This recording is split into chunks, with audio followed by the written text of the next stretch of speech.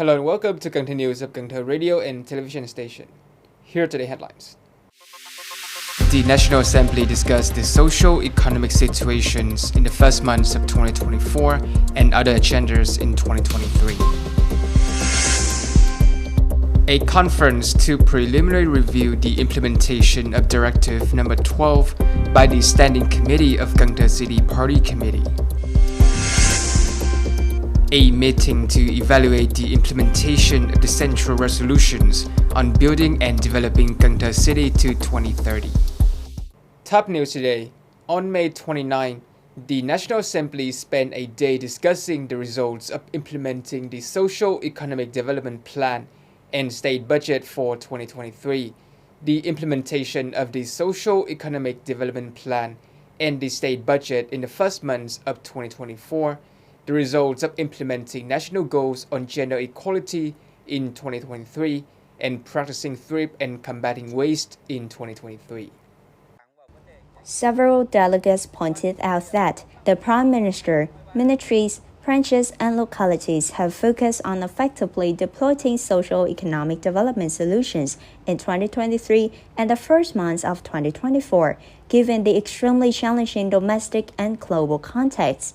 They have continued to be a bright spot in the otherwise bleak global economy, significantly contributing to the development of the nation in all areas and receiving high appreciation from voters, the general public, and the business community.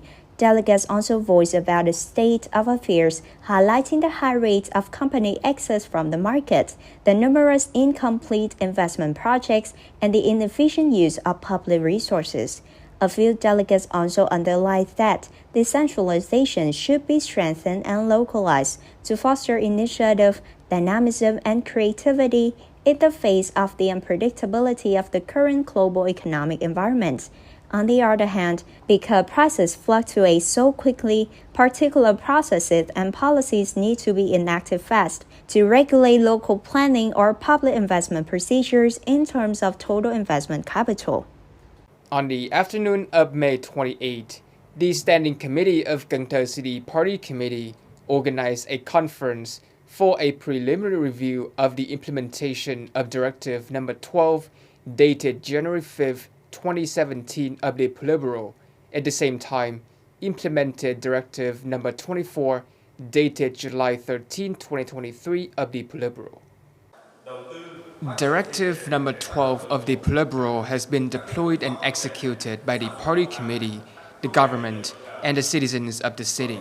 Notably, the functions of foreign affairs, defense, security, and economics are intimately related to one another, and this close relationship serves as a cornerstone for promoting sustainable socio-economic development. Secretary Nguyễn Văn Hiếu mentioned several important actions and remedies that will need to be addressed in the near future, such as maintaining leadership and overseeing the diligent and serious execution of Directive No. 12, assemble quickly and carry out Politburo Directive No. 24 successfully, promote innovation in form and content in the future, enhance the caliber and efficacy of the All People Protect national security movement, and galvanize the populace and the political establishment to join forces in the fight against crime and to prevent it altogether, as well as to maintain peace, order, and economic security. Give careful consideration to worker and employee regimes and policies that are implemented in compliance with party directives, state laws, and regulations. On May 28 morning, Cần Thơ City Party Secretary Mr. Nguyễn Văn Hiếu visited New Green Farm Cooperative in Tân Hưng Ward, Thốt Nốt District. The cooperative has 40 members with an area of more than 40 hectares and provides agricultural services for 101 farming households with an area of nearly 150 hectares. Members of the operative gather rice growing straws to make straw mushrooms. After mushroom develop, the straw byproducts are turned into organic fertilizer. With assistance from Cần Thơ University, the International Rice Research Institute, and the Regional Agriculture Center, the model was put into practice in 2022. Organic straw fertilizer products are returned to rice fields, vegetables, and fruit trees to utilize the local straw resources and prevent fuel burning. This model applies robotic mixing that is appropriate for large-scale production, saving 40 to 60% of labor expenses when scaling up. It also incorporates helpful microbes to assist speed up the straw's breakdown process. The meeting to evaluate the implementation of central resolutions on building and developing Cần Thơ City to 2030 with a vision to 2045 took place on the morning of May 28. Mr. Trần Việt Trường, chairman of the City People's Committee, chaired the meeting. Mr. Trần Việt Trường asked that city departments, branches, and localities strengthen their sense of responsibility and proactively review achieved results, as well as difficulties and problems, to propose directions and solutions to continue effectively implementing the resolutions, concentrate on carrying out or coordinating to carry out given responsibilities and tasks in a way that complies with central resolutions. In particular, proactively collaborate closely to carry out important projects, such as those that are centrally deployed throughout the city. Specific action plans and solutions are urgently needed for activities that are still behind schedule to bring out more positive and noticeable changes in the assigned task progress. To encourage investment from all economic sectors, the first step is to expedite the completion of our budget capital projects.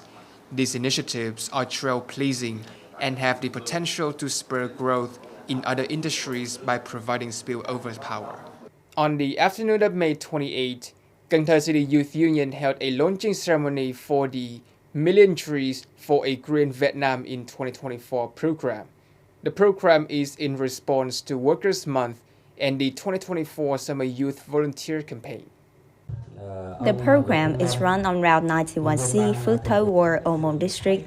It also bypasses Route 91B, Thới Hòa Ward, Ô Môn District, and serves as the entrance routes to the Ô Môn 3 to 4 project. This is a significant event that helps to foster a dynamic, competitive environment for the Cần Thơ City Youth Union and the employees of the oil and gas industry.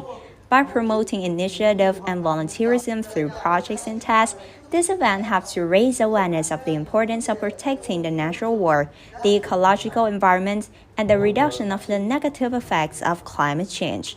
On this occasion, Cần Thơ Youth Union received a 100 million Vietnamese đồng grant from Southwest Pipeline Operating Company and Sông Hậu One Petroleum Power Project Management Board to plant almost 1,000 flower trees along the aforementioned two routes. On the morning of May 28, the Department of Labor, War, Invalids, and Social Affairs of the city coordinated with the city's Department of Education and Training to organize a career counseling, vocational education enrollment, and job introduction day in 2024. Students at vocational education institutions receive information on policies and priorities, as well as general advice on career guidance, entrance, school selection, majors, and professions that meet their abilities, goals, and the needs of the modern world. Additionally, students took part in employment consultation and labor recruitment by Cần Thơ City Employment Service Center, as well as career counseling by field at booths of vocational education facilities. In doing so, fostering an environment where students feel guided as they select their majors and careers will help Cần Thơ City's vocational education sector grow between 2021 and 2030 with an eye toward 2045. On May 28 morning in Thành Commune, Cờ Đỏ District, the City Department of Crop Production and Plant Protection organized the summary of the TOT IPHM teacher training class. Attending was Mr. Lê Văn Thiệt, Deputy Director of the Plant Protection Department. Students learn how to investigate and analyze ecosystems and natural catastrophes in the field, how farmer lowers greenhouse gas emissions, how to manage and apply pesticides safely and effectively, and other topics during the course of the 12-week session. Students also get hands-on experience in farmer training through lessons and real-world field activities. During the closing ceremony, the Deputy Director of the Plant Protection Department expressed gratitude to Cần Thơ for encouraging instructor training and congratulated 30 students on finishing the TOT IPHM training program. By boosting funding for IPHM development, this action also helps to increase the public awareness of IPHM. This is an important factor in building and replicating IPHM application models in production, contributing to promoting sustainable agricultural production.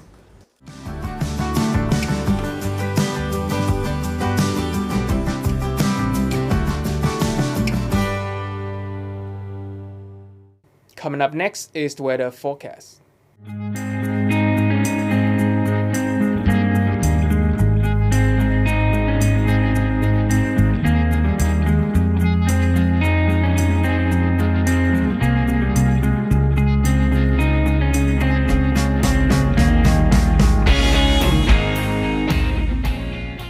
Thank you so much for watching, and I'll see you next time.